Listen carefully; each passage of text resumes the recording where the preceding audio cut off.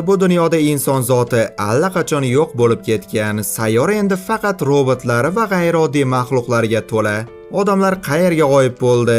Buni video davomida bilib olasiz. Agar ismingiz keyingi videoda birorta personajga qo'yilishini xohlasangiz, hozirroq kommentariyada yozib qoldiring. Bugungi rollarda esa mana shu kommentariya egalari. Video boshlanishida oldin like bosib, obuna tugmasining ustiga o'tirib olishni unutmang. Men esa videoni boshlayman.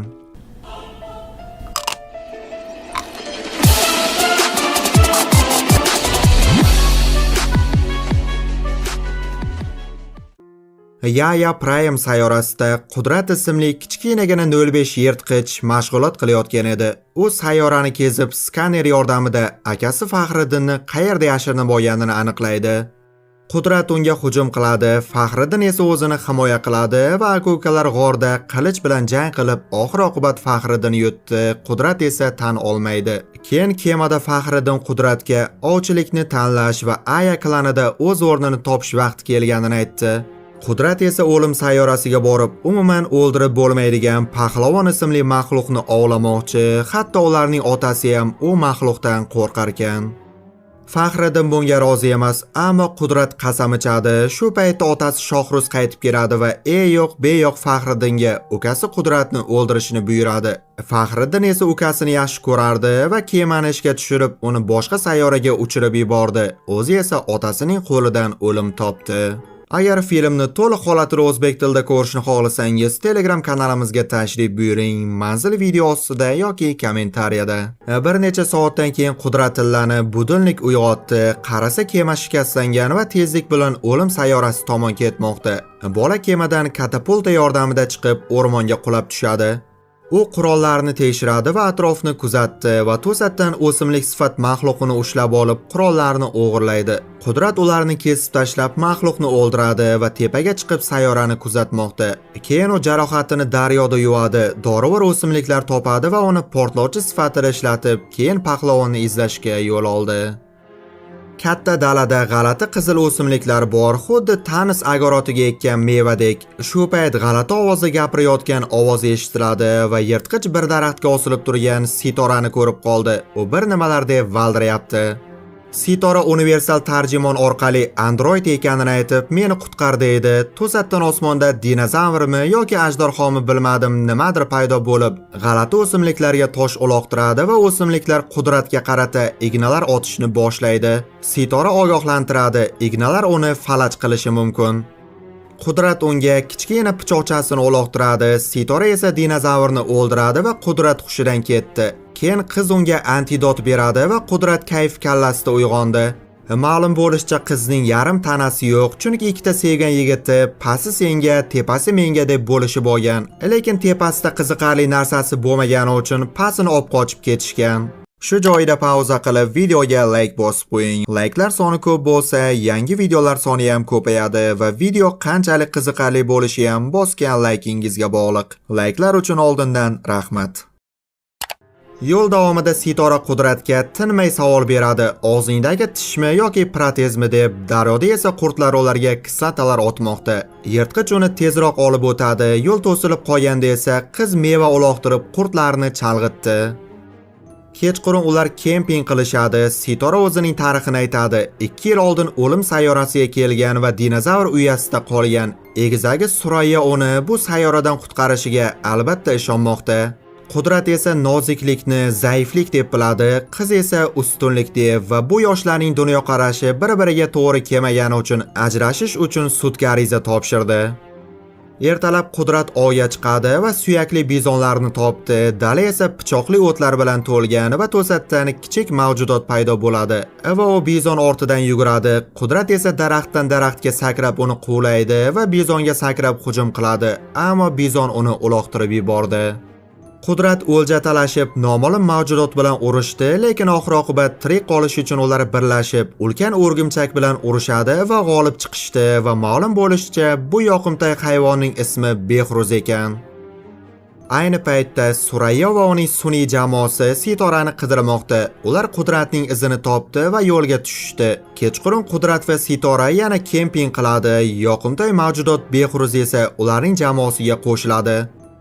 Qudrat bugun o'ldirgan maxluqning go'shtidan shashlik qiladi va qizga beradi. Lekin qiz yemas ekan, chunki yegandan keyin chichish kerak. Unda esa chichadigan ko'tning o'zi yo'q. Sitora Qudratning oilasi haqida so'raydi. Qudrat akasi va otasi bilan bo'lgan voqeani aytib berdi, ammo akasi uchun aza tutayotganini tan olmaydi. Sitora esa "Meni ham egizak opam bor, uning ismi Surayyo" deydi. Ertalab Qudrat Sitorani orqasiga ortib olib yana ovni davom ettirmoqda. U pahlavonni izlab daryoga yetdi, ammo qizning bazasi yirtqich tomonidan vayron qilingan. Sitora o'z oyoqlarini topadi va ularni qayta ulashni boshlaydi. Qudratga yordam bergani uchun minnatdorchilik bildiradi, ammo bu yerdan ketishini so'raydi, chunki uning jamoasi ham pahlavonni ovlamoqda ekan. Qudrat esa qochmasdan g'urur bilan kurashishni tanlaydi. Pahlavon paydo bo'lib Qudratni yiqitadi va qilichini shikastlaydi. Yirtqich esa metal bo'lagidan qalqon yasab pahlavonning qornini kesdi va kichik qilich bilan uning dumini kesib oladi. Dum esa tezda qayta o'sadi, chunki pahlavon regeneratsiya qobiliyatiga ega ekan. Pahlavon Qudratni ushlab ta'mirlash mashinasiga otib yubordi va Sitoraning endi tuzalgan oyoqlari uzilib tushdi. Qudrat uning tilini kesib o'zini ozod qiladi. Sitora esa yerda qurolni ushlab pahlavonni chalg'itmoqda. Yirtqich zanjirni tashlab mashinani ishga tushiradi va maxluqni tortdi. Keyin esa u Sitoraning qurolni olib otadi va maxluq bir joyga tiqilib qoldi. Qudrat pahlavonning boshini butunlay kesib tashlaydi, lekin uning regeneratsiya qobiliyati shu darajada kuchli ekanki, hatto uzilgan boshni ham tiklab olar ekan. Pahlavon yirtqichni qo'lida ushlab endi yemoqchi bo'lganda, to'satdan Surayyo paydo bo'ldi va muzey granata bilan ikkalasini ham muzlatib qo'ydi. Keyin Qudrat uyg'onadi. U kemada stolga bog'langan, Sitora esa ta'mirlash mashinasida va Surayyo uning loglarini o'qimoqda. Surayyo Qudratning qanday qilib tirik qolganini tushunmayapti va skaner qilmoqda.